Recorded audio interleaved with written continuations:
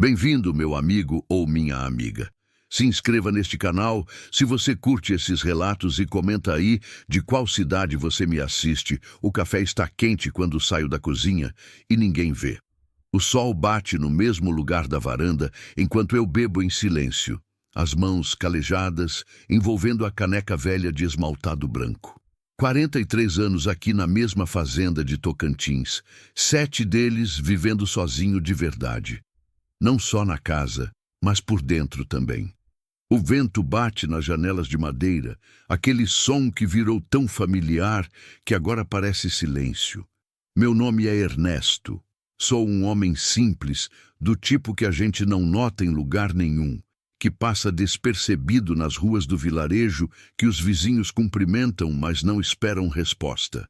E durante muito tempo eu quis ser assim mesmo, invisível, vazio, seguro dentro dessa invisibilidade. A fazenda é pequena, 60 alqueires de terra vermelha que ficam mais vermelhas ainda quando chove. Quando chove, que é raramente.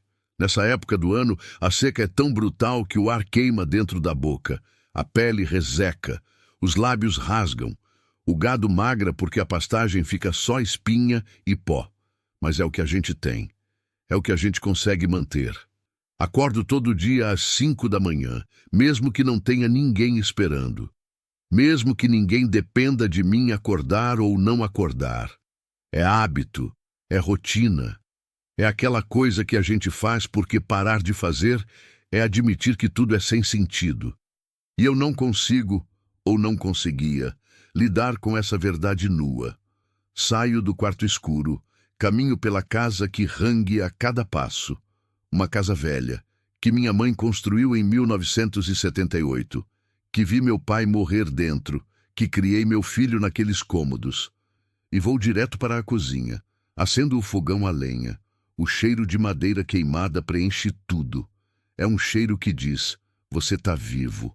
Café coado, açúcar, leite morno, tudo feito em silêncio, como se o ruído pudesse estragar algo que já está quebrado. A varanda é onde eu fico enquanto o sol cresce. Tem uma cadeira de balanço que meu avô fez, as costas tortas agora, uma das pernas mais curta que a outra, mas ainda funciona. Ainda faz aquele barulho que significa repouso. De lá eu consigo ver tudo. A porteira, a estrada que passa em frente, o pasto que desce em direção ao brejo onde tem água o ano inteiro.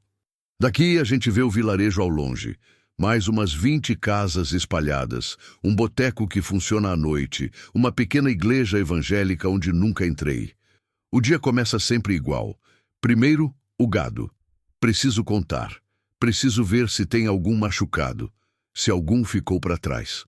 O Barroso, meu cavalo, um cinzento velho que deve ter uns 25 anos, me acompanha em tudo. Ele é a coisa mais viva que tem nessa fazenda, talvez mais vivo que eu mesmo. Os olhos dele brilham quando a gente sai. Meus olhos fazem tempo que perdi o brilho. Depois as cercas, as malditas cercas que caem todo mês, que o arame fica enferrujado, que a gente tem que ir remendando com o que sobra. O trabalho nunca acaba. Nunca. A gente trabalha só para manter tudo no mesmo lugar, sem melhorar, sem piorar muito. Tem os reparos simples, uma tábua que soltou, uma porta que não fecha direito, o cano que vaza água para a piscina que virou mais um banhado. À noite, quando o sol some, e some rápido aqui no interior, sem aquele crepúsculo longo que tem em outros lugares, eu como o que sobrou da manhã. Feijão com arroz, às vezes ovos. Quando tenho sorte, carne do gado que matei mês passado e congelei. Depois fico sentado olhando para o nada. A televisão não funciona faz anos. Não consigo nem me lembrar quando parou. Tem rádio, mas raramente ligo. O silêncio é mais fácil. Essa é a vida que a gente escolhe quando desiste de viver de verdade. Perdi minha esposa, Carolina, em uma terça-feira de janeiro. Faz 7 anos agora. Ela dirigia. Meu filho, Bruno, 5 anos, dente de leite começando a cair, pele clara que herdou dela, dormia no banco de trás, enquanto ela vinha me buscar na cidade. Ela tinha ido pegar dinheiro no banco, umas contas que a gente precisava resolver. Na volta, num trecho reto de estrada, uma carreta adormeceu na faixa. A polícia disse que foi rápido, que não sofreram. Mas eu não acredito em "foi rápido" quando a gente fala de morte, porque morte nunca é rápida. Morte é um tempo inteiro que está ali esperando a gente se dar conta de que tudo mudou para sempre. Eu tinha tido uma briga com Carolina naquela manhã. Uma coisa boba. Ela tinha gasto dinheiro com roupa para Sofia, minha filha de uma história anterior que vivia em Brasília com a mãe. Carolina achava que eu não apoiava ela o suficiente, que eu era afastado demais, que eu não amava de verdade. Eu tinha dito umas coisas que não deveria. Ela saiu de casa com raiva e nunca voltou. Tem 7 anos que carrego essa conversa inteira na cabeça, palavra por palavra.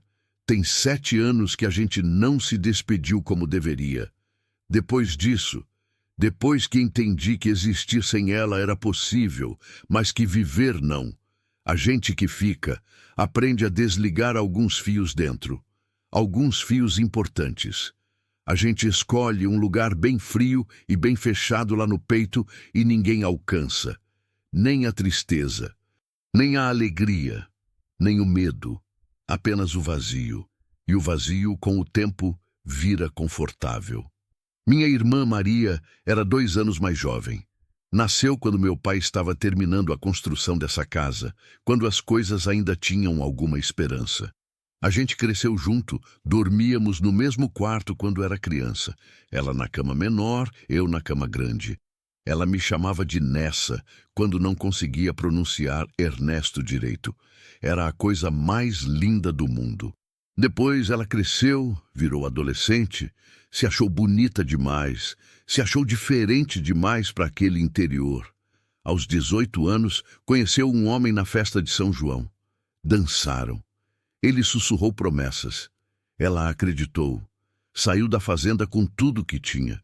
Disse que nunca mais ia voltar para aquele lugar de mortos-vivos, que ia viver de verdade. Quando ela saiu, minha mãe chorou. Meu pai ficou em silêncio.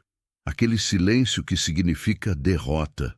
A gente se viu poucas vezes depois disso. Ela vinha em Natal. Eu ia em Palmas quando conseguia.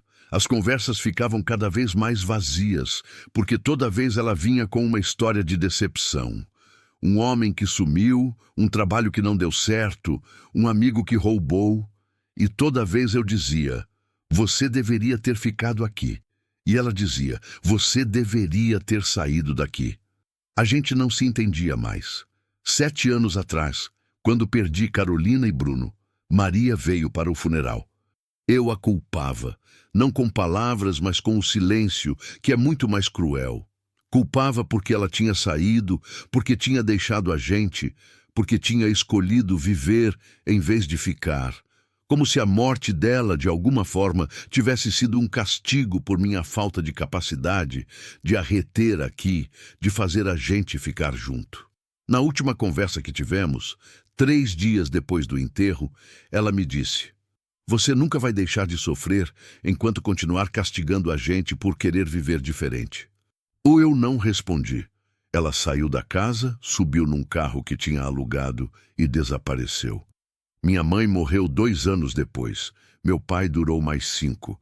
Os 2 foram ao longo. A gente teve que cuidar. Tinha aquela obrigação que ninguém avisa que é tão pesada. Depois que meu pai morreu, dormiu num final de semana e não acordou mais, eu fiquei aqui, sozinho. E lentamente, sem nem notar quando começou, o silêncio virou presença. Naquela manhã do encontro, eu tinha acordado com uma vontade estranha de sair mais cedo. Geralmente eu tiro essa vontade de dentro, porque vontade é um luxo que a gente não deveria ter quando está sozinho. Mas naquele dia não consegui ignorar.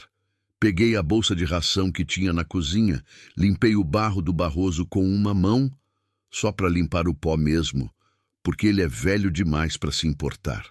E saí pelas 3 da tarde em direção ao vilarejo. O calor estava de raiva. Aquele calor que faz a gente respirar menos, que faz a pele arder mesmo debaixo de um chapéu, que faz a camiseta grudar no corpo e ficar ali, úmida de suor, queimando a pele. Normalmente eu ia pela estrada principal, mas ela estava uma lama vermelha impossível. Tinha chovido no dia anterior, aquela chuva quente que vem do nada no interior. Então peguei o atalho pelo brejo. Era mais curto. Talvez uns 30 minutos a menos de cavalgada. Deveria ter ido pela estrada. Deveria ter esperado mais um dia até secar. Mas erros simples, aqueles que a gente faz sem nem notar que está fazendo, são sempre os que mudam tudo. O Barroso começou a ficar nervoso quando chegamos no brejo. Ele cavalo velho. Conhece aquele caminho faz 20 anos. Nunca fico nervoso sem razão. Parou no meio do capim, respiração acelerada, os olhos arregalados. Vamos lá, falei para ele. Só mais um pouco. Mas ele não se mexeu. O silêncio ali era errado. Não era aquele silêncio de paz que a gente sente quando está longe de gente. Era um silêncio que gritava, que sussurrava aviso. Desci do cavalo. E foi quando ouvi. Um choro. Fraco. Tão fraco que a gente podia pensar que era vento passando em folha. Mas não era. Era vivo. Era dor. Era uma criança. O choro vinha do fundo do brejo, de um lado da estrada, onde tem aquelas cercas velhas que a gente coloca para marcar limite de terra. Entrei no mato devagar.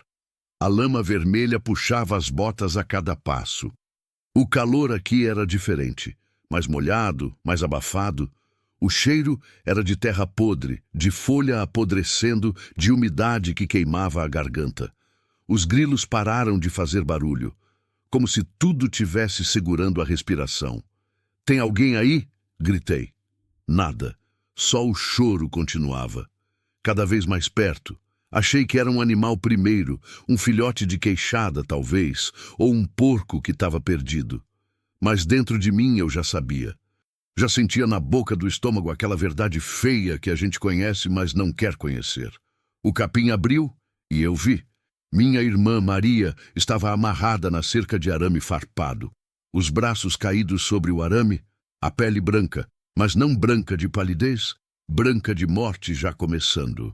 Os cortes no pulso, nas mãos, nos braços em cima do arame, deixando sangue seco, sangue que virou marrom escuro naquele calor. O rosto dela era um rosto que já tinha desistido, os olhos fechados, a boca semiaberta. A respiração, sim, ela estava respirando, mas era aquele respiro que a gente faz quando está caminhando para o final. Do lado dela, no chão de terra molhada, tinha uma cesta de palha velha, e dentro da cesta, encolhida, molhada de suor e de lágrimas, chorava um bebê, uma menina. Tinha cara de 2 meses, talvez 3, os olhos azuis, aquele azul de recém-nascido que a gente nunca esquece, porque é um azul que diz: "Eu ainda confio no mundo, me protege." Entre mim e aquela criança, bloqueando o caminho, estava um cachorro, grande, muito grande, do tipo que a gente vê e entende que já foi forte, que já foi cuidado de alguém. Agora era magro demais. As costelas mostrando por baixo da pele, sem pelo em vários lugares.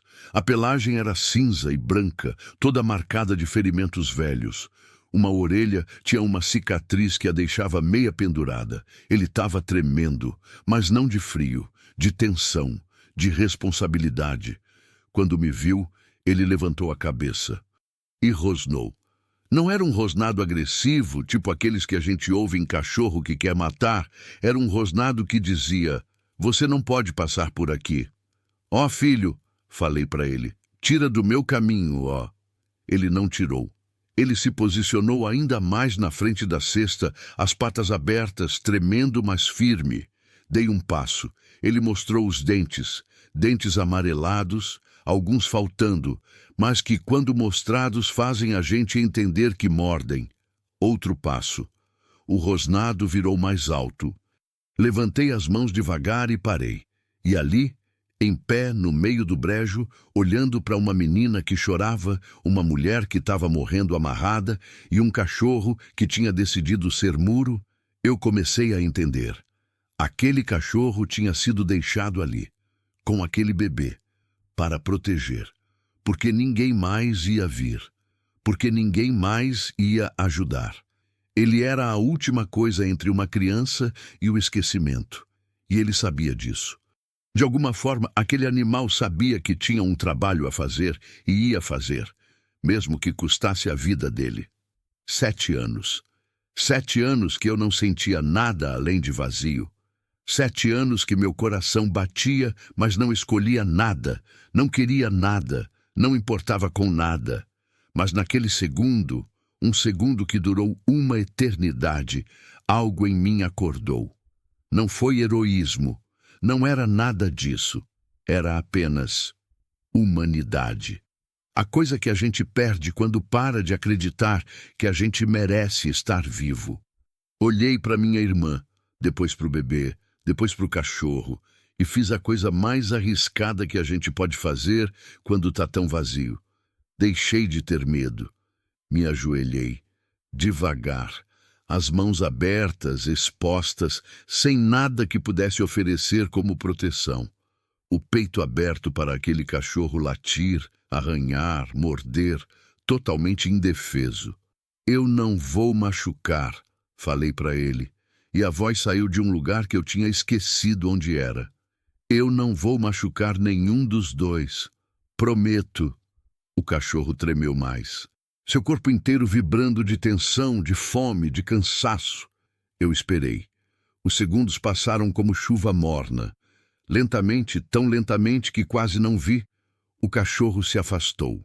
Não correu. Não atacou. Apenas saiu do caminho, deitou no chão molhado do brejo e colocou a cabeça sobre as patas, como se tivesse entendido, como se soubesse que aquele homem de joelhos no chão era o que tinha que vir. Como se o destino tivesse colocado ali, naquele momento, exatamente a pessoa certa.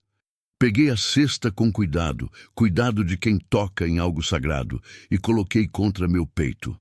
A menina chorava tão fraco que quase não podia ouvir, mas eu podia sentir, a pele quente demais. Os batidas do coração acelerado contra meu peito. Ela estava muito mal. Depois me virei para Maria, aproximei meu rosto do dela, esperei. Seus olhos se abriram devagar, e ela me reconheceu. Com o último fio de força que restava nela, com aquele olhar que diz, tá tudo perdido, mas pelo menos você chegou.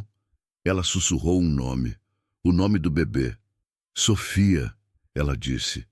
Ernesto. Cuida da Sofia. Peguei na mão dela. Com cuidado de quem sabe que qualquer movimento pode quebrar mais ainda, e prometi a coisa que nunca deveria ter prometido, porque promessa é responsabilidade, é risco, é deixar de estar sozinho. Vou cuidar, falei. Vou levar vocês para casa. O cachorro se levantou, e sem que eu pedisse, sem que eu chamasse, ele começou a nos seguir, mancando, fraco, respirando pesado, mas decidido. Como se também tivesse entendido que tinha um trabalho a fazer. Como se nós três, um homem vazio, uma mulher morrendo e um cachorro abandonado, já tivéssemos vindo juntos para o mundo, a gente só tinha demorado 7 anos para se encontrar. A volta para casa levou 40 minutos, mas foi a volta mais longa da minha vida. Sofia chorava baixo contra meu peito, aquele choro que não tem força, que não tem esperança. Maria desmaiou em cima do Barroso, a cabeça dela caída para o lado, os braços machucados pendendo. O cachorro seguia mancando, parando a cada 100 metros para respirar fundo, mas nunca desistindo. Cada minuto que passava eu pensava, essa menina pode morrer nos meus braços, essa mulher pode não resistir até a casa. E eu não sabia o que fazer. Porque 7 anos vivendo sozinho não te ensina como salvar alguém, te ensina como desistir de jeitos mais rápidos. Mas dessa vez eu não podia desistir, não podia. Quando cheguei na varanda, o sol ainda estava alto, aquele sol do meio da tarde que queima tudo.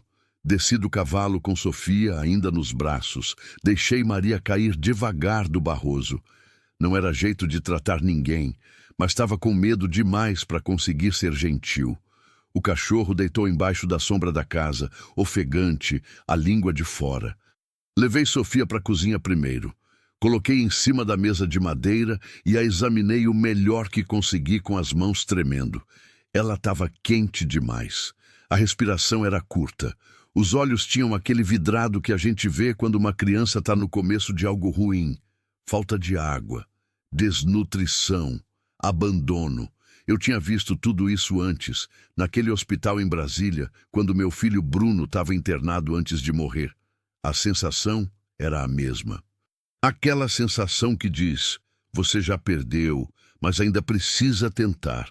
Levei Maria para a cama da minha frente, a mesma cama onde meu pai morreu, onde meu avô morreu, aquela cama que é quase um sepulcro, já que tantas pessoas morreram nela.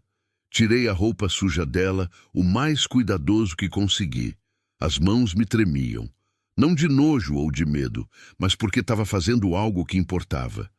Algo que podia mudar tudo. Os ferimentos eram piores de perto. O arame tinha cortado fundo nos pulsos. A gente via os tendinhos ali. Os braços inteiros tinham hematomas que iam virar gangrena se não limpassem. A pele do rosto tinha queimadura de sol e de arame, com água morna e álcool que achei dentro do armário. Aquele álcool que tinha dust da minha mãe ainda na garrafa, comecei a limpar. Maria acordou de repente e gritou. Não era um grito de dor, era um grito de puro desespero. Sofia! Ela gritava. Minha Sofia! Cadê minha filha? Tá aqui, falei para ela, e estava mentindo porque não sabia se estava. Ela tá segura, ela tá comigo. Maria desmaiou de novo. Coloquei bandagens antigas, aquelas que tinha desde que minha mãe era viva, que estava meio ressecada, mas era o que tinha. Cobri ela com um lençol, deixei um pano molhado na testa. Depois voltei para Sofia. A menina estava cada vez mais silenciosa. Chorar tira energia de criança, e energia de criança desnutrida é ouro. Coloquei num caixa de papelão velho, aquela que recebi um ventilador anos atrás, e guardei para algum dia. Coloquei um lençol limpo dentro. Peguei uma garrafa térmica, enchi de água morna. Isso era o que a gente faz com bezerro recém-nascido quando a mãe morre. Calor, água, esperança. Sofia recebeu tudo com aqueles olhos semi-abertos, vidrados demais para o seu tamanho. O cachorro entrou na casa, primeira vez que entrava, e deitou embaixo da porta do quarto de Maria, como se tivesse aceitado um trabalho. E a noite inteira acordei. A cada meia hora eu levantava para checar se Maria ainda estava respirando, se Sofia ainda tinha pulso, se o cachorro estava confortável. Eles estavam vivos, mas era aquele vivo que pode desaparecer em qualquer segundo. Lembrei de quando meu filho estava internado, dos monitores que bipavam, daquela sensação que a gente tem de estar vivendo o último dia do mundo, mas o mundo continua normal. Lembrei de quando desligaram as máquinas, de Carolina, sentada do meu lado, sem chorar porque tinha chorado tanto que não tinha mais água. De sair daquele hospital, os dois, e não saber como a gente ia existir depois daquilo. Por volta do amanhecer, quando o sol começava a ficar vermelho, a febre de Sofia apareceu. O corpo da menina ficou quente demais. Tão quente que parecia que ia queimar de dentro para fora. O choro sumiu, e aquilo era pior que o choro, porque silêncio de criança pequena é silêncio que precede morte. Eu tinha dois caminhos. O primeiro, pegava o cavalo, me botava no melhor galope que conseguisse e saía correndo para Palmas. 4 horas de cavalgada. Talvez alguém ajudasse, talvez chegasse a tempo, mas eu sabia a verdade. A gente sempre sabe. Em 4 horas, aquele corpo queimado de febre podia desistir. O segundo caminho, ficar, cuidar com o que tinha e rezar. Eu não rezava desde o enterro do meu filho. Naquela cozinha, enquanto a luz do amanhecer entrava pelas janelas, eu rezei de novo. Passei água na testa de Sofia. A pele dela estava tão quente que a água evaporava. Fiz uma mistura de leite morno com mel, a única coisa que eu tinha que podia acalmar. Tentei dar na boquinha dela. Sofia não queria comer, mas seu corpo necessitava. Lentamente, gota por gota, a mistura entrou. E depois, quando menos esperei, uma coisa pequena e milagrosa aconteceu. Sofia respirou diferente, mais profundo, como se tivesse achado um caminho. Lá, pelas 10 da manhã, a febre começou a cair, tão lentamente que eu tive que ficar perto dela para ter certeza. Mas caía, como se a própria vida tivesse entendido que eu precisava dela ali, inteira, viva. Maria acordou por volta do meio-dia. Os olhos dela procuraram os meus, e dentro daqueles olhos tinha algo que eu não esperava. Não era alívio, era culpa. Culpa pesada, daquela que entorta a gente. Sinto muito, ela sussurrou. Sinto por tudo, Ernesto. Eu arrumei a cadeira ao lado da cama e sentei. A gente conversa depois, falei. Agora você precisa descansar e cuidar de você mesma. Não há depois para mim, ela disse. Eu sei disso. Você também sabe. Ela estava certa, mas eu não queria admitir. Como você nos encontrou? Ela perguntou depois. Pensei em mentir, em dizer que foi acaso, que eu acontecia de estar passando ali. Mas ela merecia a verdade. Peguei o atalho para o vilarejo, falei. O Barroso parou, houve choro. Maria fechou os olhos. Aquele cachorro, ela disse. Ele ficou comigo a noite inteira, enquanto eu estava amarrada, enquanto Sofia chorava. Ele não comeu, não bebeu, só ficou ali, como se soubesse que tinha que guardar. Guarda bem, falei. Cuida dela, Maria sussurrou. Não importa o que aconteça comigo. Cuida da Sofia como se fosse sua. Eu prometi. E quando prometi, senti aquele peso todo entrar dentro de mim. O peso de ser responsável, o peso de não poder desistir. O cachorro entrou mancando e deitou na cama, bem pertinho de Maria. Ela baixou a mão tremendo e tocou a cabeça dele. Os dois tremiam, mas não tremiam sozinhos. 3 dias passaram assim, com Maria acordando e dormindo, Sofia melhorando devagar, aquele cachorro, que eu passei a chamar de vento porque ele tinha vindo do vento, comendo na minha mão e deixando que eu tocasse nas feridas dele. A gente virava uma rotina estranha, quase uma família, se é que família é quando a gente está junto por acidente, por destino, por desespero. Maria contava pedaços da história em seus momentos de lucidez. O homem que a deixou grávida e depois sumiu. A vida em Palmas, que era dura demais para uma mulher sozinha com uma criança. O trabalho que não dava o suficiente. As noites que ela estava tão cansada que queria dormir e não acordar mais. Um dia, ela conheceu um homem que disse que ia ajudar, que ia botar ela e Sofia num lugar seguro. Ela acreditou. Ele a levou para o brejo, a amarrou na cerca, deixou a menina lá e sumiu. Nunca soube por quê. Talvez fosse roubo. Ela tinha pouco, mas talvez tivesse algo. Talvez fosse maldade pura.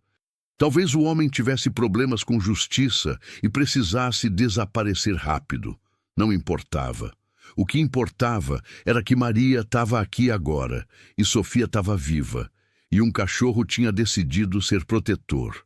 Como você sabia que eu ia vir? Perguntei um dia para Maria. Eu rezei, ela disse, para um Deus que eu não creia, para alguém que me ouve, e você veio.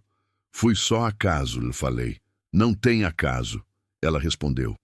Tem destino que a gente chama de acaso, quando está com medo de admitir que a gente ainda importa para alguém lá em cima. No 3º dia à noite, enquanto eu dava comida para Sofia, o céu mudou. Não foi gradual. Foi um fechamento de cortina. O vento começou diferente. Aquele vento quente que a gente conhece virou um vento que puxava, que assustava, que tinha raiva. Saí na varanda. O céu estava verde escuro. Aquele verde que quer dizer tempestade pesada. Não chuva que molha, mas chuva que arranca. Eu conhecia as tempestades daquele lugar.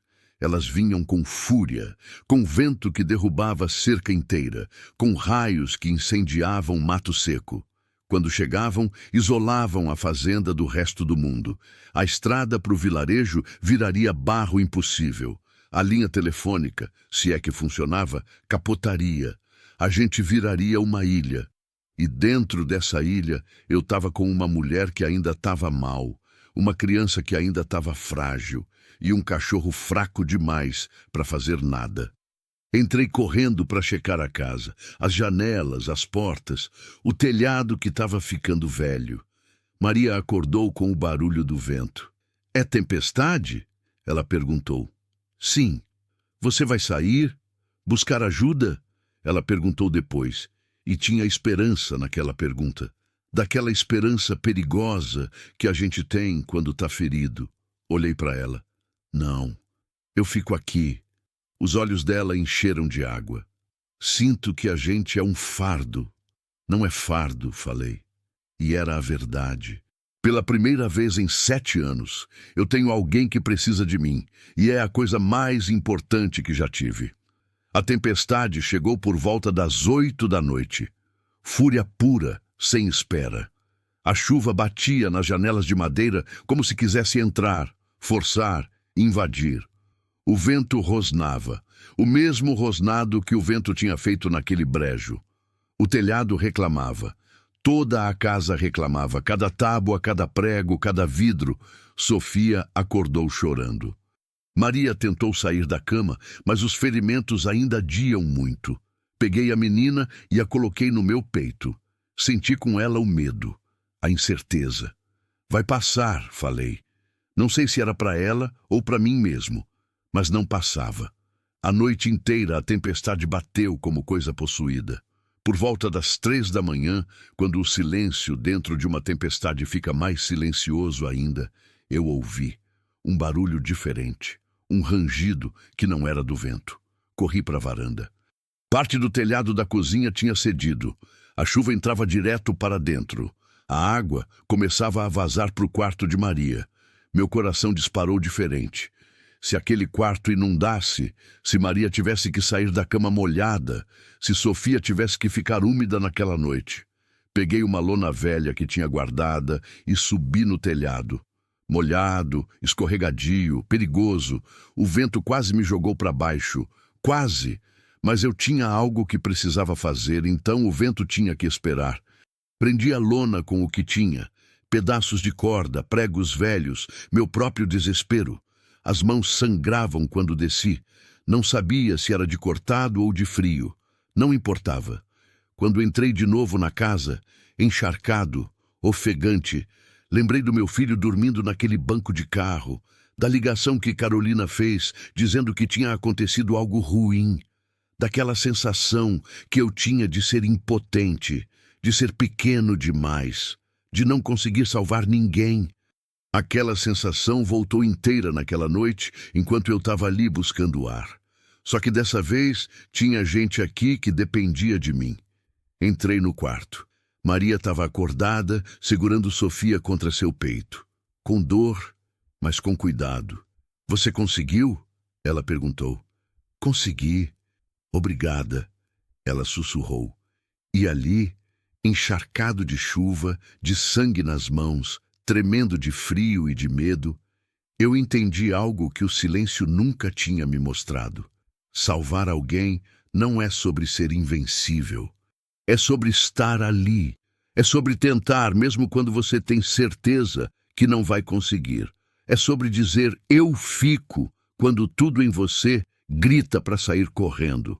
O vento deitou em cima de mim naquela noite, 120 quilos de cachorro protetor. E os 3, junto comigo, Maria, Sofia e aquele animal abandonado, todos perto, cercando um homem que tinha aprendido finalmente o que significa não estar sozinho. A tempestade continuou até o amanhecer.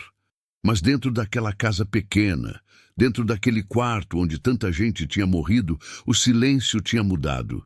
Já não era vazio. Era presença, era esperança. Era o som de gente que está viva. Uma semana depois, a estrada tinha secado o suficiente para um carro passar. Foi a polícia que veio. Alguém do vilarejo tinha notado que eu não tinha ido buscar mantimento. Estranharam. Foram procurar. Encontraram os rastros de luta no brejo. Viram o lugar onde Maria tinha estado amarrada. E depois vieram aqui. Fiz perguntas. Muitas perguntas. Eu respondi a verdade toda devagar, sentado na varanda. Maria tinha sumido fazia 3 meses. O homem que a deixou na cerca era procurado por roubo e agressão em 2 estados. Ele queria desaparecer do Brasil inteiro e achava que deixar uma mulher morrer e uma criança era o caminho. Quando contei sobre o cachorro, sobre como ele tinha ficado ali, protegendo, quando podia ter corrido embora, os policiais levantaram as sobrancelhas. Sorte, um deles disse. Destino, eu respondi. Eles não discutiram. Vieram para ver Maria, viram Sofia. O vento saiu de debaixo da cama para investigar quem eram aqueles homens, mas sem agressão. Um dos policiais acariciou a cabeça dele. Bom cachorro, ele falou. Melhor que gente, respondi. Maria precisava ir para o hospital. De verdade, não cura de fazenda. Sofia também. Exames, profissional de verdade, documentação de tudo que tinha acontecido. Quando Maria viu meu rosto ouvindo tudo aquilo, ela chorou. Você vem? Ela perguntou. Sim, respondi. Vou vir. No hospital de Palmas, enquanto Maria fazia os procedimentos, que foram longos, que mostraram tudo que aquele homem tinha feito, tudo que o tempo na cerca tinha quebrado nela, uma assistente social veio conversar comigo. Ela disse coisas sobre tutela, sobre responsabilidade legal, sobre minha vida e se eu tinha condições de criar uma criança. A verdade nua é que eu era um homem sozinho em uma fazenda pequena, sem estabilidade comprovada, sem renda formal, sem nada que aparece bonito em documentos. Eu ouvi tudo e depois pedi para conversar com Maria, naquele quarto de hospital, com Sofia dormindo ao lado, ainda pequena demais para entender que tudo tinha mudado. Minha irmã e eu nos olhamos de verdade, pela primeira vez em 7 anos. Ela precisa de uma vida melhor que eu posso dar, Maria disse. Ela precisa de escola, de médico de verdade, de gente que não está quebrada como a gente. Você não está quebrada, falei. Estou, ela respondeu. E você sabe disso. Ela tinha razão. Maria precisava de tempo, de ajuda profissional, de conseguir existir novamente sem aquele peso. Sofia precisava de estabilidade, a coisa que uma fazenda isolada, com um homem que aprendeu a desistir, talvez não conseguisse dar. A assistente social conhece um casal, Maria continuou. Eles queriam adotar e não conseguiam. Você ligou para o número que ela deixou? Perguntou. Eu tinha ligado. Um casal de Brasília, médico e arquiteta, casa grande, possibilidade de colégio particular. Tudo que uma criança precisava para ter chance. E eu tinha entendido, naquele silêncio que agora já era diferente, que às vezes amor é saber deixar ir. Ela vai ficar bem, falei. Vai, Maria concordou, porque você cuidou dela quando a gente mais precisou, porque você não virou as costas, porque você ensinou a ela que gente boa ainda existe. Eu beijei a testa de Sofia enquanto ela dormia. Aquele beijo tinha 5 dias de cuidado dentro, tinha febre curada, tinha uma tempestade atravessada junto, tinha tudo que um pai pode dar em 5 dias. E Sofia, mesmo dormindo, parecia saber, parecia levar aquilo para sempre. Quando voltei para a fazenda, 3 dias depois, sozinho de novo, o vento me esperava na varanda. Ele tinha ganhado peso. Os ferimentos estavam cicatrizando. Os olhos tinham aquele amarelo que agora não era mais doença, era cor, era vida. Eu o acariciei. Você fica comigo, né? Perguntei. Ele leu alguma coisa no meu rosto, porque deitou a cabeça no meu colo e respirou fundo. Um respirar que parecia alívio, que parecia achei meu lugar. Naquela noite, bebendo café na varanda, como fazia 7 anos, senti algo diferente. Não era alívio, não era felicidade, não ainda. Era um vazio que tinha ficado menos vazio. Uma presença onde antes havia apenas sombra. E essa presença, essa coisa de estar vivo, de ter importado, de ter salvado, ia ficar ali dentro de mim para o resto da vida. Recebi uma ligação semanas depois. Era a assistente social. Sofia estava bem, estava comendo melhor, estava começando a sorrir. A mãe pediu para você saber, ela disse, que ela está melhorando, que está em um grupo de apoio, que quer vir visitar você quando conseguir força. Falei que ia esperar. Porque esperar, entendi naqueles dias, é um ato de esperança, é um ato de acreditar que amanhã a gente ainda está vivo. Meses depois, quando o verão tinha ficado mais ameno e as primeiras chuvas começaram a cair, Maria bateu na minha porteira. Não como quem estava perdida, como quem tinha voltado. E com ela vinha Sofia, de mãos dadas com a mulher que virou mãe dela, com aquele sorriso que dizia: "Eu tenho gente que cuida." Sofia correu descalça na varanda, entrou na cozinha.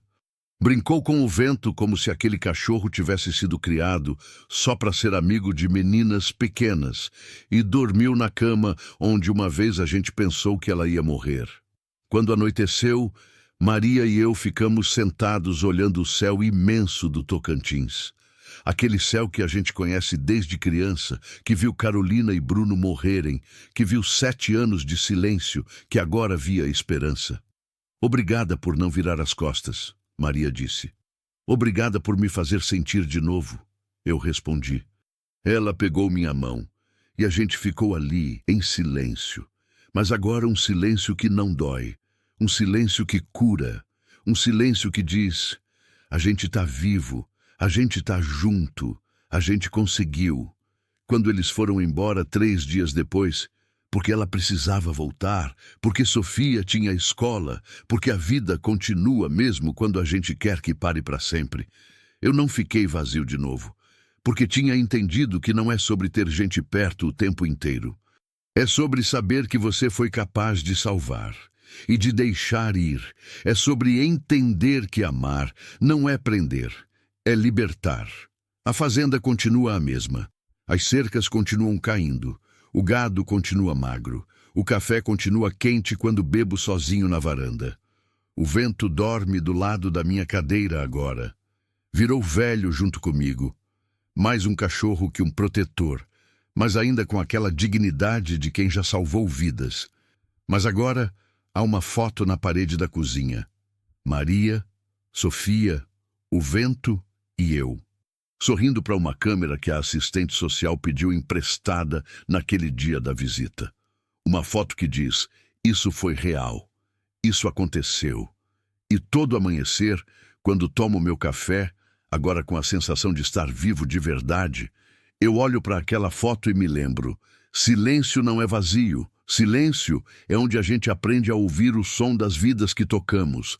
É onde a gente descobre que importa, que cada gesto, cada mão estendida, cada promessa feita, cada tempestade atravessada deixa uma marca. Uma marca que não some, uma marca que fica para sempre. E aquele som, mesmo de longe, mesmo silencioso, mesmo quando Sofia não está aqui, mesmo quando Maria está em Palmas vivendo sua vida, aquele som continua batendo dentro do meu peito, como um coração que finalmente acordou, como a prova de que a gente consegue amar, de que a gente merece ser amado, de que talvez, só talvez, nem tudo está perdido, de que há sempre um brejo onde alguém precisa de ajuda, de que há sempre uma porteira onde o destino bate procurando gente que não virou as costas, de que silêncio não é solidão, silêncio é esperança em sua forma mais pura. É um chamado que a gente finalmente ouve quando para de gritar por dentro. 5 anos depois, a fazenda é diferente, não que tenha mudado muito no papel. As cercas ainda caem, o gado ainda emagrece nas épocas de seca, o telhado ainda goteja em lugar errado quando chove. Mas algo mudou por dentro, na forma como eu olho para tudo isso. Quando a gente vive sozinho por muito tempo, a gente começa a acreditar que sozinho é o jeito certo de viver, que companhia é um luxo perigoso, que amar é uma fragilidade que a gente não deveria permitir. Mas 5 anos passaram, 5 anos de visitas de Maria, de cartas de Sofia, de uma vida que lentamente aprendeu a ter sentido novamente. E agora eu entendo que aquilo tudo era mentira. Eram histórias que a gente conta para si mesmo para não sentir dor. O vento está velho demais agora. Tem uns 12 anos, que para cachorro é quase uma vida inteira. A pelagem dele, que era cinza e branca, virou toda branca. Os olhos ainda têm aquele brilho, mas a energia não é a mesma. Ele passa mais tempo deitado embaixo da sombra da varanda do que andando pela fazenda. Mas quando Sofia chega, e ela chega todo mês de julho, todo mês de dezembro, e sempre que consegue sair da escola em Brasília, ele levanta.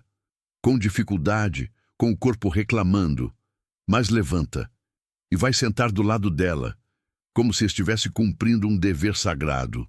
Sofia tem 7 anos agora. Ela é uma mistura de Maria e de alguém que eu não conheço. Talvez do pai dela, aquele homem que desapareceu e deixou um vazio que a gente preencheu. Ela tem os olhos de Maria, aquele tom azul que fica verde quando o sol bate certo. Mas tem a determinação de quem foi salva, que é a determinação de quem sabe, no fundo de suas pequenas entranhas, que a vida é frágil demais para gastar com besteira. Tio Nessa, ela me chama, porque assim ela o fez desde que conseguiu pronunciar meu nome no carro voltando do hospital. Oi, pequena, respondo sempre do mesmo jeito. E ela corre para me abraçar. Aquele abraço de criança que não sabe segurar força. E é como se tudo que sofri, tudo que sofreu, tudo que aquele cachorro suportou, tivesse valido. Maria mudou. Não é uma mudança que a gente vê à primeira vista. É aquele tipo de mudança que acontece por dentro, que a gente só nota quando está perto o suficiente para ouvir a voz dela e perceber que tem menos medo ali. Ela trabalha como auxiliar em uma clínica de saúde mental em Palmas. Eu fico pensando, quando ela está aqui, contando histórias sobre os pacientes que ela ajuda, sobre como sente que está devolvendo para o mundo aquilo que o mundo tirou, que é tipo um destino, sabe? Uma coisa que parece que tinha que ser. Eu trabalho com gente que está quebrada, ela me disse um dia, sentada na mesma varanda onde a gente ficou acordado à madrugada da tempestade. E eu entendo eles porque eu sou quebrada também. Mas a gente continua vivendo, Ernesto. A gente continua tentando.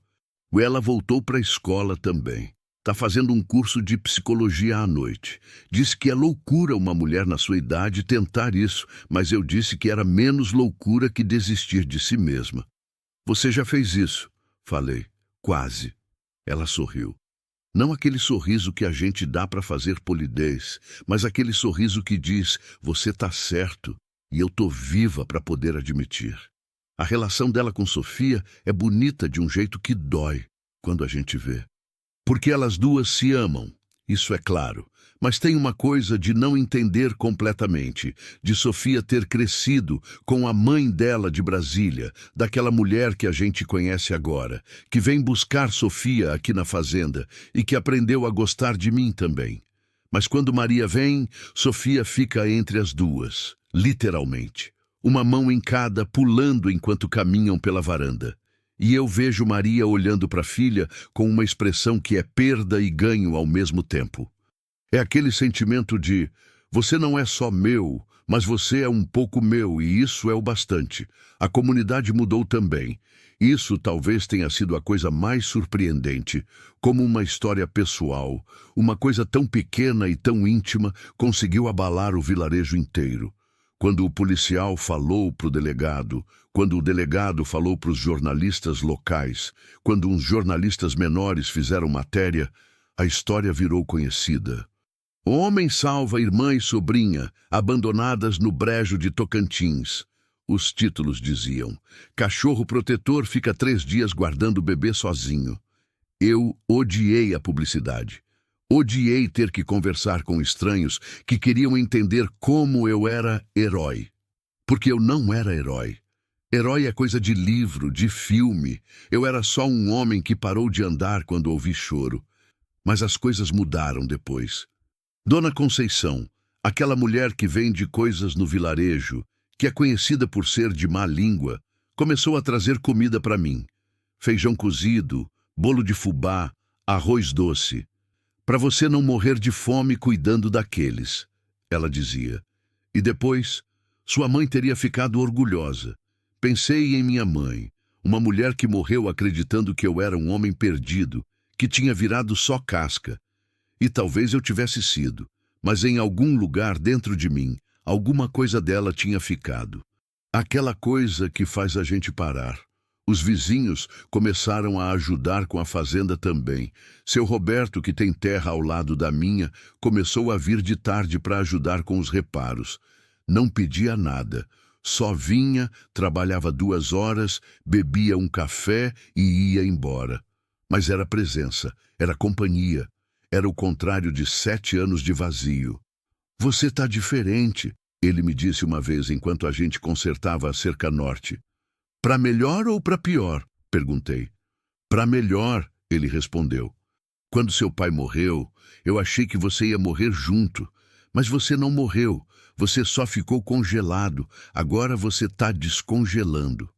Eu nunca tinha pensado assim, mas era verdade, era exatamente assim. Sofia me fez desenhar. Isso foi estranho no começo. Ela chegou com um caderno que ganhou da mãe, daqueles cadernos bonitos, de desenho, com papel de qualidade, e disse, tio, desenha algo para mim. Eu não desenho desde criança. Não sei desenhar, pequena. Sim, sabe, ela insistiu. Você desenha com sua vida. E ela estava certa de um jeito que criança sabe ser certa. Aquele jeito que adulto nunca consegue ser porque perdeu a capacidade de ver o óbvio. Comecei a desenhar. No começo era coisa simples. A fazenda, o vento, o cavalo Barroso. Mas depois ficou mais complicado. Comecei a desenhar o rosto de Maria, o rosto de Carolina que estava sumindo da minha memória. E isso dói, porque significa que a gente está realmente deixando ir. Comecei a desenhar aquele brejo. Aquela cesta, aquele cachorro tremendo. E desenhando, eu comecei a processar. É isso que o desenho faz, a gente coloca as coisas do lado de fora e consegue enxergar melhor. Uma psicóloga que conheci, amiga da mãe de Sofia, disse que era arte-terapia, que era saudável. Mas para mim era simplesmente um jeito de não esquecer, de manter vivo aquilo que importa. Sofia tem um caderno inteiro de desenhos meus agora. Ela guarda como se fossem tesouro, e talvez sejam. Talvez cada linha que a gente tira quando está em dor seja tesouro, mas não era tudo lindo. Isso é importante dizer, porque tem uma tendência de a gente contar histórias de redenção e fazer parecer que depois que a pessoa muda, tudo fica certo. E não fica. Teve noites que eu acordava gritando, pesadelos onde Sofia estava morrendo e eu não conseguia salvar. Ou onde Maria estava de novo na cerca, e dessa vez eu chegava atrasado demais. Ou onde Carolina e Bruno voltavam, vivos, inteiros, e me perguntavam por que eu tinha deixado eles ir. Teve um período, por volta do 2º ano depois do resgate, em que eu caí numa depressão que foi tão pesada que quase não consegui sair da cama. O vento deitava em cima de mim, 300 quilos de cachorro insistindo que eu continuasse vivo. E, de alguma forma, aquele peso ajudava. Maria percebeu. Você está igualzinho como estava depois que meu filho morreu, ela disse, porque ela se lembrava. Ela estava aqui naquela época. Não tô, menti. Tá sim, ela insistiu. Você está procurando razão para desistir, como se tivesse feito algo errado aquele dia no brejo. Mas eu não tinha feito nada errado. Eu tinha feito tudo certo e talvez fosse isso que doía. Porque quando a gente salva alguém, de verdade, não daquele jeito de filme, a gente fica responsável. Fica ligado àquela pessoa por fios que não consegue cortar. E se algo acontecer com ela depois, a gente se culpa. É um ônus, um preço que a gente paga por ter dito eu fico. Você está com medo que algo ruim aconteça com a gente? Maria disse. Porque ela é esperta, porque ela passou por coisa demais para não entender. e está se punindo de antemão. Ela estava certa. Eu fui para Palmas alguns meses depois. Comecei a conversar com alguém, um psicólogo, não tão diferente dos pacientes que Maria trabalha com. Um homem que ouviu minha história inteira. Você está carregando culpa do seu filho, ele disse, e projeta na menina. Porque você não conseguiu salvar seu filho, agora está tentando salvar todos. Levou tempo para eu admitir que ele estava certo. E levou ainda mais tempo para entender que salvar alguém não é responsabilidade minha, que a vida deles não é minha culpa. Que quando a gente ama, a gente tem que aceitar que a gente não controla o final de ninguém. Teve também a questão do homem que deixou Maria na cerca. Ele foi encontrado em São Paulo 10 meses depois. A polícia o prendeu. Houve julgamento. Eu tinha que ir depor. Contar sobre aquele dia, sobre como a encontrei, sobre tudo. E sentado naquela sala de tribunal, vendo aquele homem, e ele era só um homem, não um monstro, não uma coisa de filme, eu senti uma coisa estranha.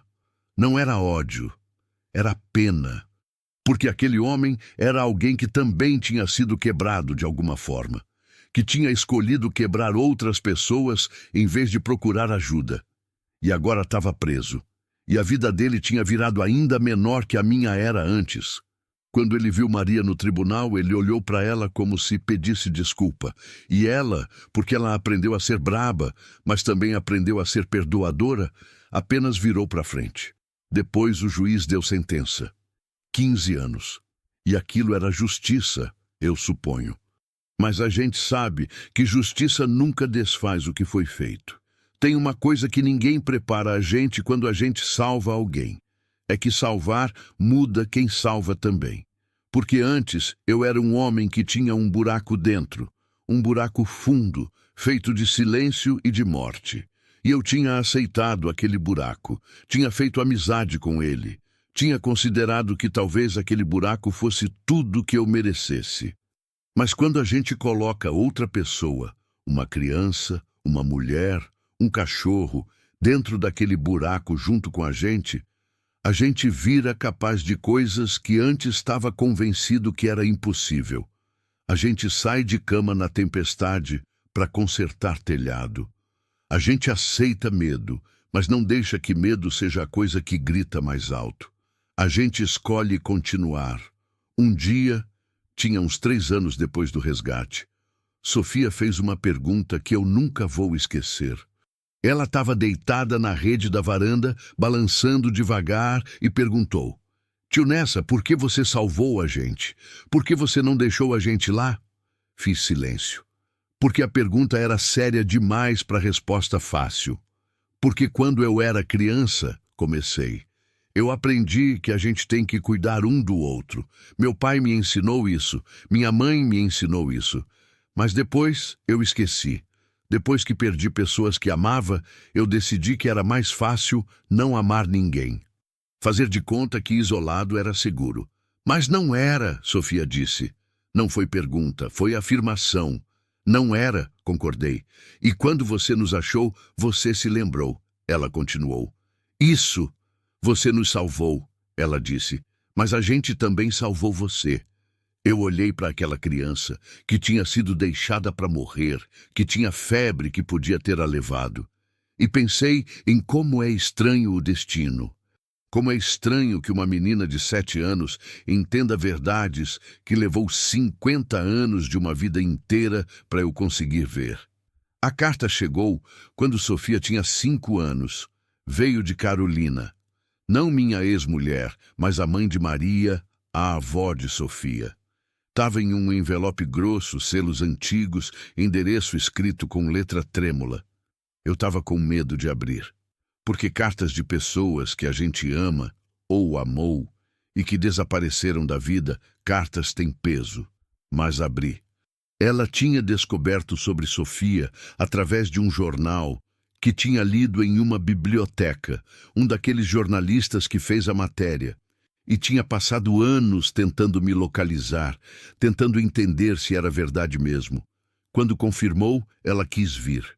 Eu preciso conhecer minha neta, ela escreveu.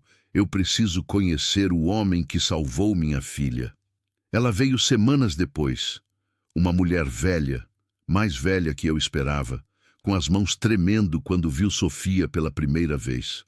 Ela tem o rosto de Maria quando era pequena. Ela disse apenas isso e começou a chorar.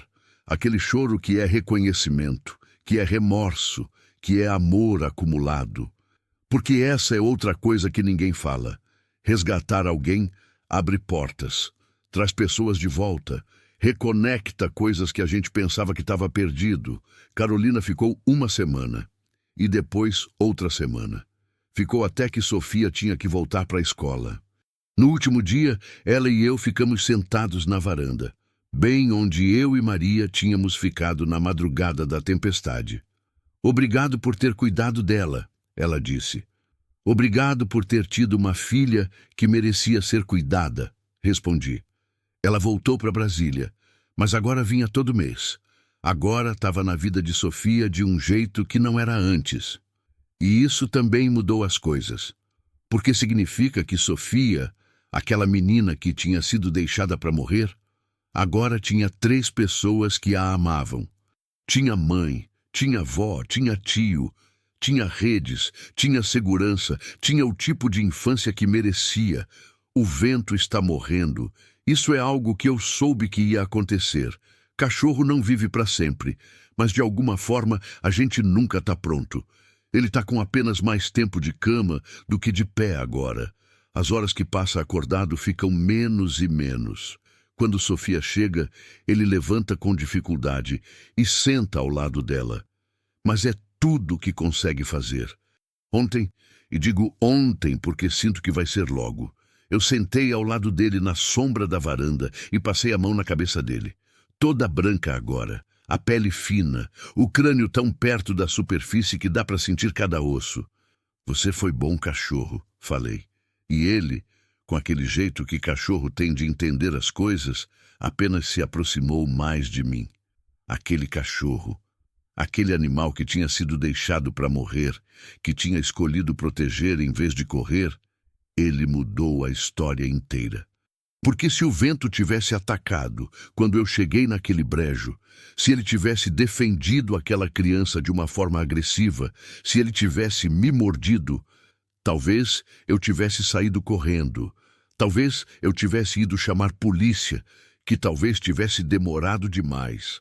Mas ele conhecia o poder de simplesmente estar ali, de não atacar, mas também não sair do caminho, de dizer com silêncio, eu estou aqui. Você também tá, então vamos fazer o que precisa ser feito.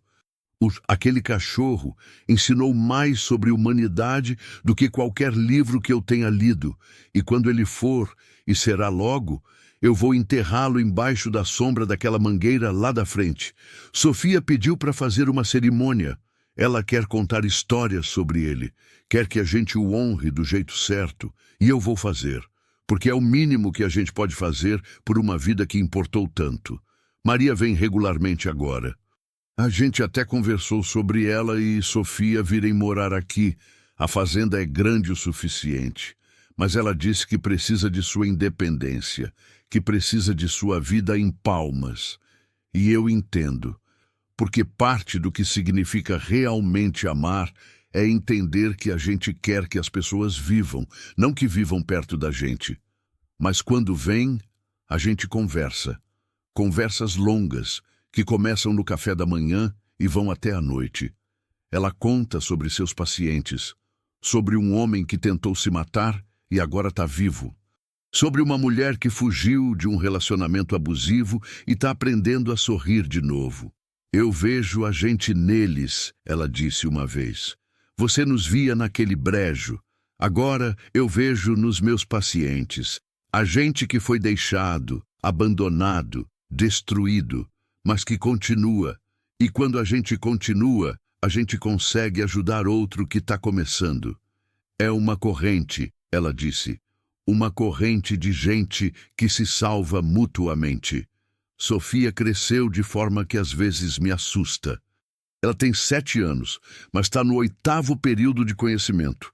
Aquela miúda que quase morreu de desnutrição agora está adiantada na escola. A mãe dela, a que a criou em Brasília, a que virou mãe mesmo, diz que Sofia nunca perde uma oportunidade de aprender. Como se ela estivesse tentando viver o máximo possível, ela disse uma vez. Como se soubesse que a vida é frágil. Acho que é verdade, porque Sofia foi frágil demais cedo. Conheceu morte quando estava pequenininha. Então agora ela escolhe vida em cada coisa que faz. Escolhe aprender, escolhe amar, escolhe estar presente. Tio Nessa, ela perguntou uma vez, você acha que eu teria morrido se você não nos encontrasse? Talvez, falei honesto.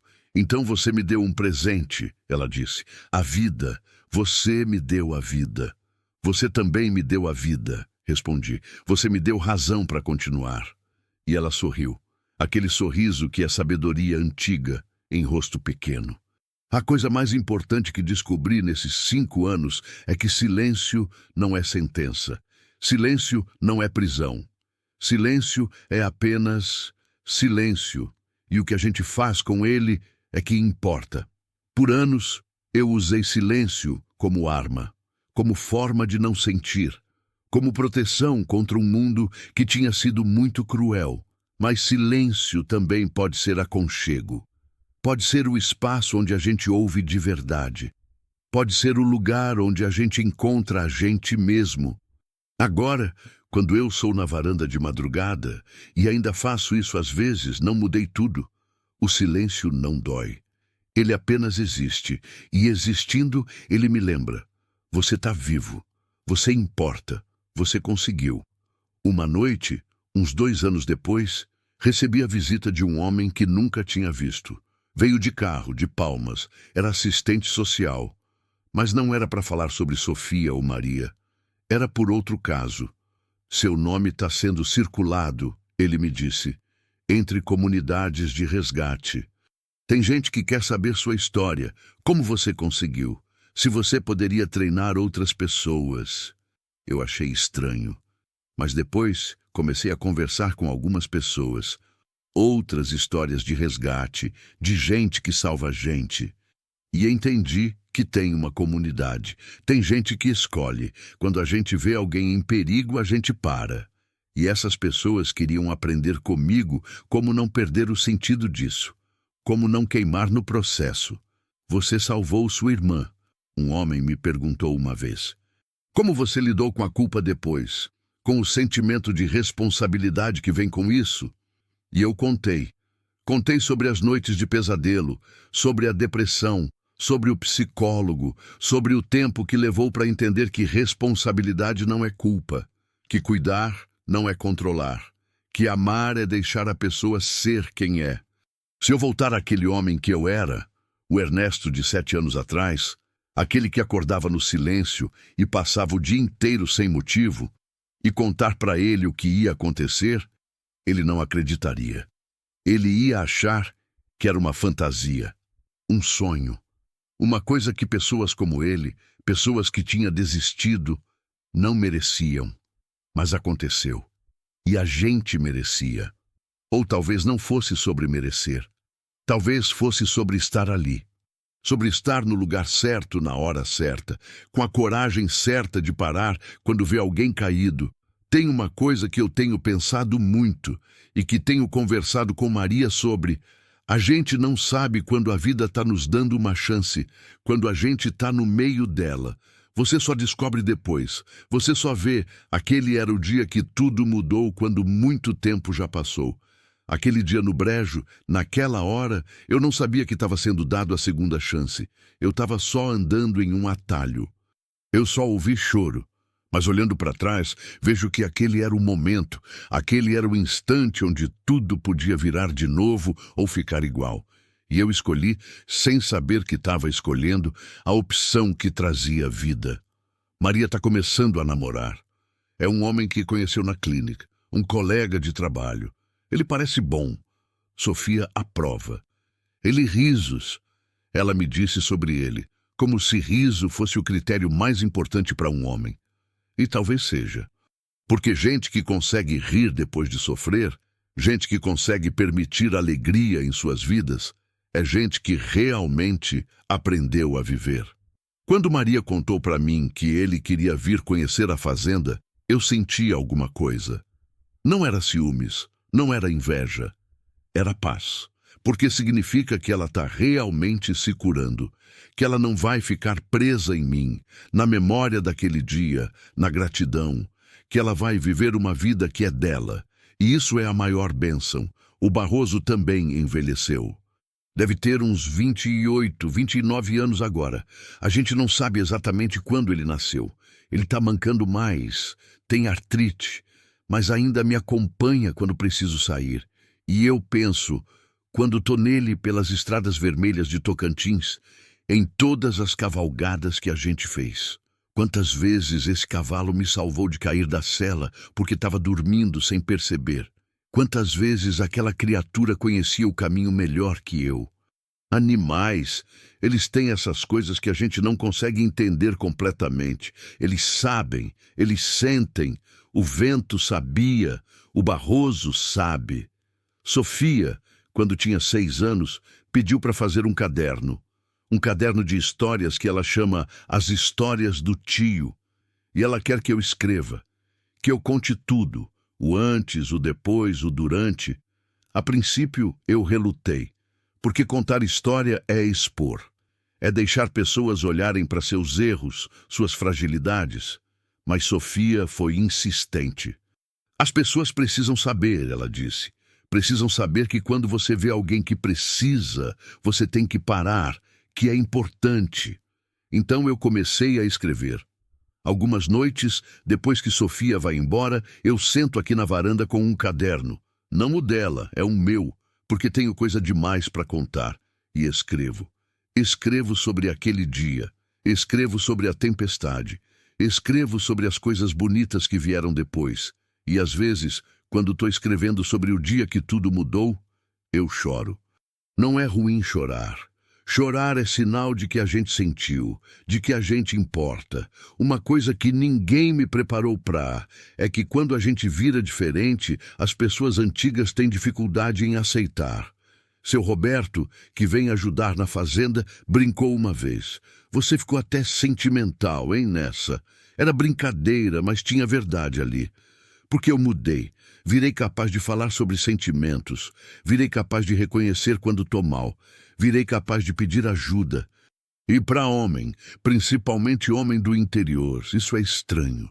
A gente é criado para aguentar, para não reclamar, para resolver sozinho. Mas quando a gente sente responsabilidade por outro ser, quando a gente escolhe amar, a gente precisa quebrar essas coisas. Porque aguentar sozinho virou perigoso. Porque se a gente se quebra, quebra junto. E agora tem gente dependendo. A psicóloga que eu vejo, eu continuo vendo uma vez ao mês, me fez uma pergunta que nunca vou esquecer. Você acha que teria conseguido salvar sua irmã e Sofia se ainda estivesse com aquele nível de depressão de 7 anos atrás? Eu pensei, não, eu teria virado as costas. Então, talvez, ela continuou, aquilo que você acha que era sua maior fraqueza, aquele vazio, aquele isolamento, talvez tenha sido exatamente o que precisou acontecer para você estar livre o suficiente para salvar. É uma perspectiva estranha, mas tem lógica, porque a gente que está ocupado demais vivendo, preocupado com impressionar, com parecer feliz, com estar em comunidade, às vezes não está disponível para realmente ver quando alguém precisa. Mas eu, que tinha parado de viver, tinha tempo, tinha disponibilidade, tinha silêncio, e usei tudo para cuidar. Não, espera, não são 7 anos. 5, são 5 anos. 5 anos já é uma vida inteira quando a gente está refazendo a própria. Mas às vezes sinto como se fossem 7, como se fossem 20, porque tempo é estranho. Quando a gente está sofrendo, o tempo está parado. Quando a gente está amando, o tempo passa rápido. Quando a gente está aprendendo, o tempo está fazendo tudo junto ao mesmo tempo. Tem uma fotografia que eu olho todo dia. Tem a gente todos ali. Maria, Sofia, eu, o vento, até o Barroso entrou de lado. Tamo todos smiling para o objetivo. E cada pessoa naquela foto sabe, de jeito que foto não consegue mostrar, que a gente está ali de graça, que a gente teria podido não estar. Sofia poderia ter morrido, Maria poderia ter morrido, o vento poderia ter desistido, eu poderia ter continuado passando reto, mas a gente não fez nenhuma daquelas coisas. E agora estamos aqui. Tem algo que eu comecei a fazer e que não planejei fazer.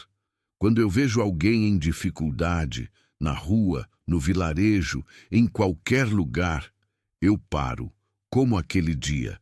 Eu paro e pergunto: você precisa de ajuda? Às vezes a resposta é não, e eu respeito, mas às vezes é sim. E quando é sim, eu faço o que posso. Dia passado, estava indo no vilarejo, encontrei uma menina, devia ter uns 14, 15 anos. Estava sentada na beira da estrada chorando com uma mochila pesada ao lado. Parei. O que houve? Perguntei. Ela estava saindo de casa, problemas com os pais. Achava que era melhor sumir. Eu trouxe ela para a fazenda, ofereci água, comida, um lugar para sentar. Liguei para a polícia para avisar os pais. Ficou 2 noites. Depois os pais vieram buscar, mas antes de ir, ela me deu um desenho que tinha feito. Um desenho meu, aquele que estava na foto. Ela tinha copiado de memória. Você me salvou, ela disse. Não, filha, eu só parei. O resto você faz.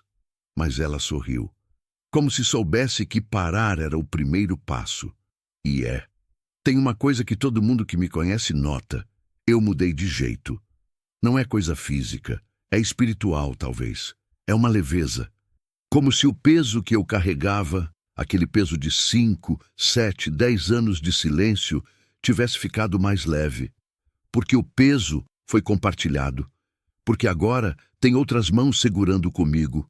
Há alguns dias, quando Sofia não está aqui, quando Maria não está aqui, quando estou sozinho de novo, eu lembro daqueles 7 anos de vazio. E agora sou capaz de ser grato por eles. Porque aqueles anos me ensinaram o valor desses anos. Me ensinaram que sobreviver, mesmo quando está vazio, é um ato de coragem. E que quando a gente consegue sair do vazio, quando encontra razão para viver de novo, é porque merecia. Se eu morrer hoje, e a gente nunca sabe quando a gente morre, eu vou deixar uma fazenda, um caderno cheio de desenhos, uma história que Sofia vai contar para os filhos dela, uma irmã que aprendeu a viver de novo, um cachorro que virou lenda no vilarejo e um entendimento de que a gente não precisa ser grande para ser importante, de que parar quando a gente ouve alguém chamando é suficiente, de que amar, mesmo que doe, é sempre a resposta certa. O vento morreu ontem. Ele apenas dormiu e não acordou. Estava na sombra da varanda, aquele lugar que ele escolheu quando chegou aqui. 5 anos atrás, fraco, protetor, decidido. Sofia veio especialmente quando ouvi a notícia. Ela pediu para fazer um funeral. A gente enterrou ele embaixo da mangueira. Plantou uma árvore em cima. Quando crescer, vai dar fruta. E toda vez que a gente comer aquela fruta, a gente vai lembrar. Ali embaixo está o corpo de alguém que importou, de alguém que salvou, de alguém que foi salvo. Noites depois, eu estava na varanda, como sempre, e percebi. O silêncio mudou de novo. Agora não é aquele silêncio vazio que eu conheci. É um silêncio que tem presença, que tem memória, que tem amor. E aquilo é suficiente.